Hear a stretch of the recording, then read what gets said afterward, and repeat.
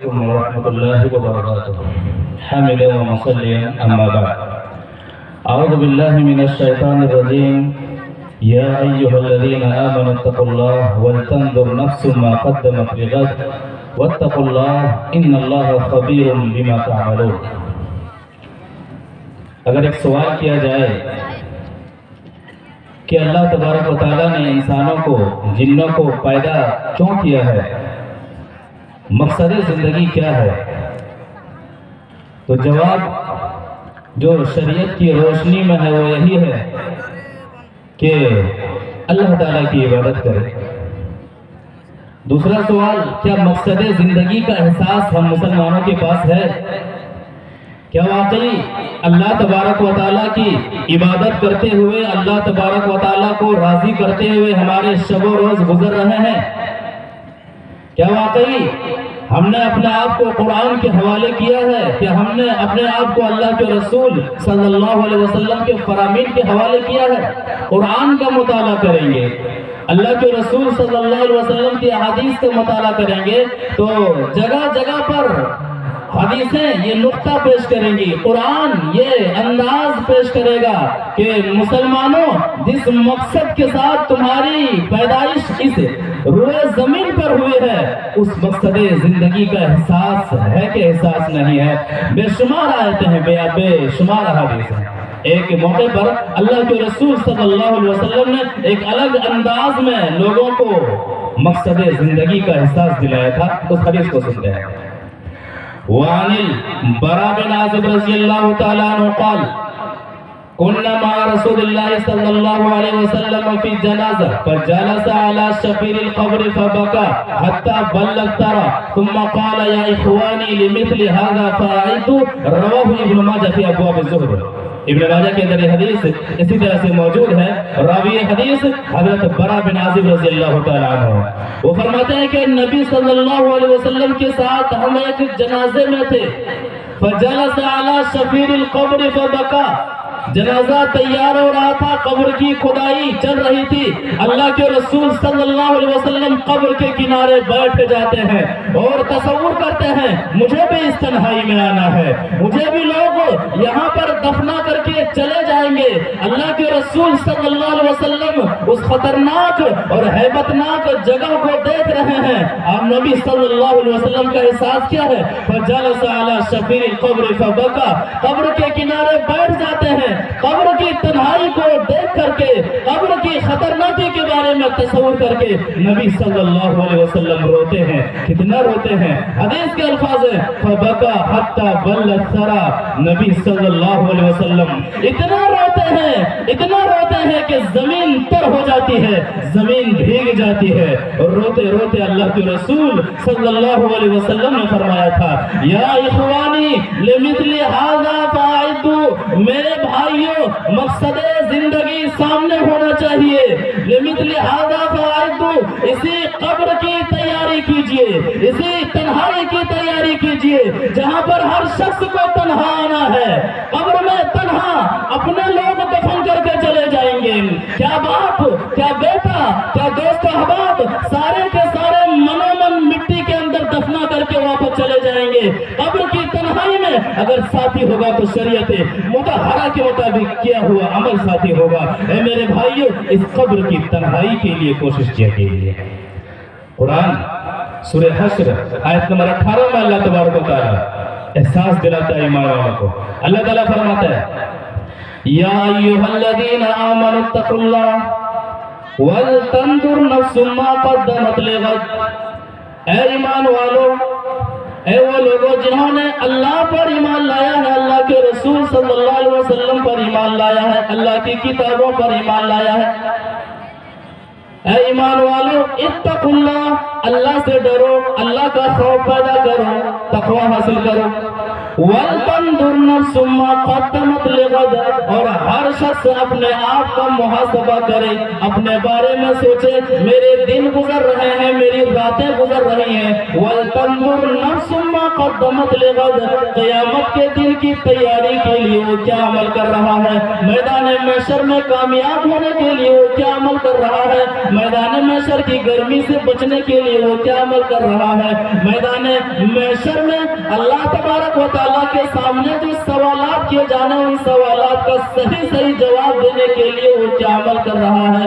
وَلْتَنْظُرْ نَفْسٌ مَا قَدَّمَتْ لِغَدٍ، ہر شخص غور کرے، ہر شخص سوچے کہ کل کے لیے انہوں نے کیا کر رکھا ہے۔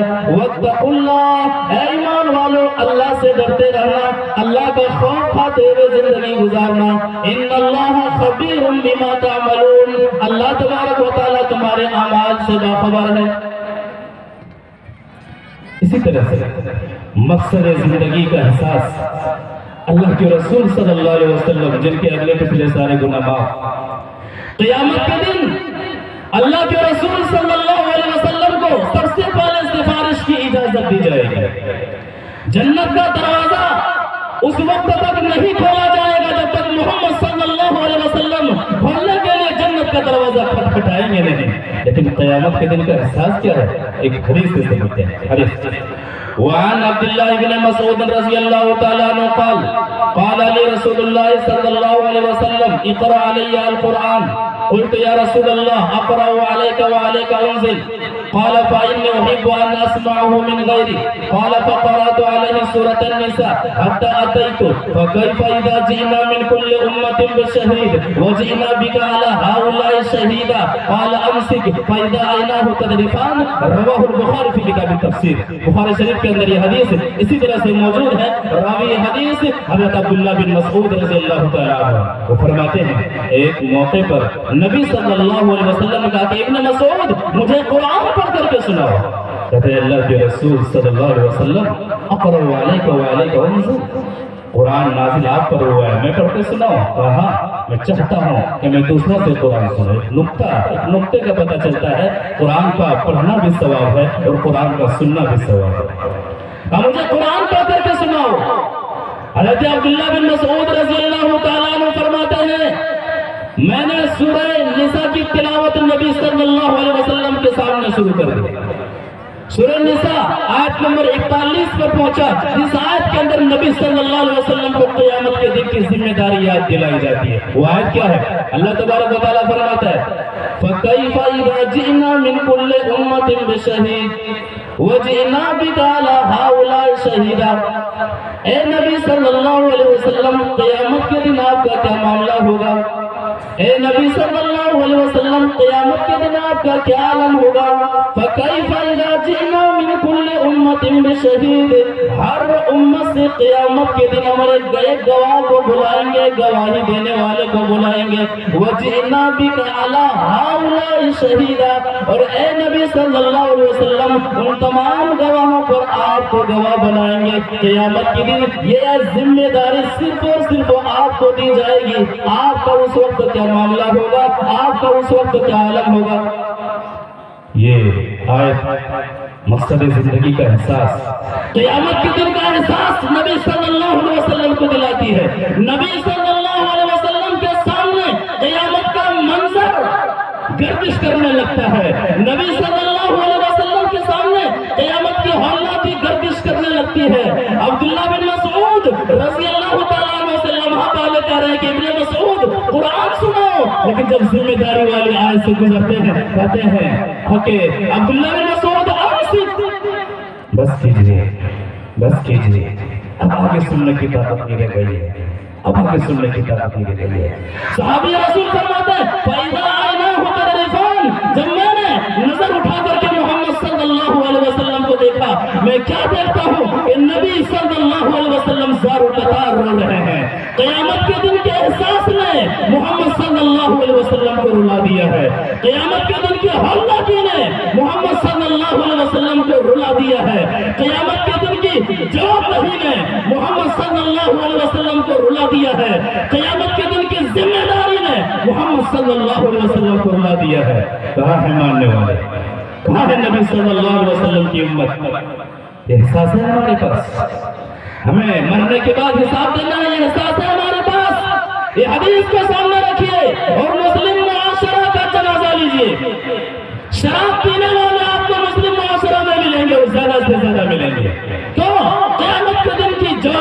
احساس نہیں ہے۔ جوا کھیلنے والے آپ کو مسلم معاشرہ میں ملیں گے اور زیادہ سے زیادہ ملیں گے۔ کیوں؟ قیامت کے دن کی جواب دہی کا احساس نہیں ہے۔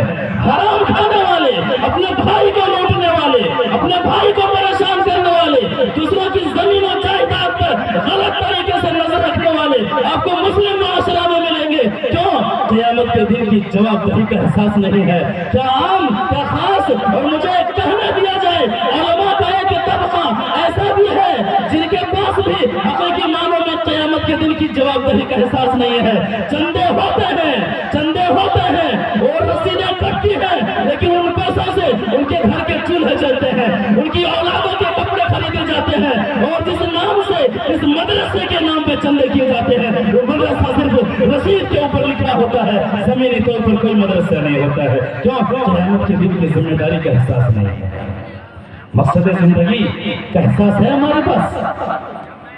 اللہ تبارک و تعالی سورہ حج کی ابتدائی آیات میں الگ انداز میں اللہ تبارک و تعالی قیامت کے دن کا نقشہ کھینچتے ہوئے مقصد زندگی کا احساس دلاتا ہے۔ اللہ تبارک و تعالی فرماتا ہے، یا ایھا الناس اتقوا ربکم ان زلزلۃ الساعۃ شیء عظیم۔ اے لوگوں اپنے رب سے ڈر جاؤ، اے لوگوں اپنے پروردگار سے ڈر جاؤ۔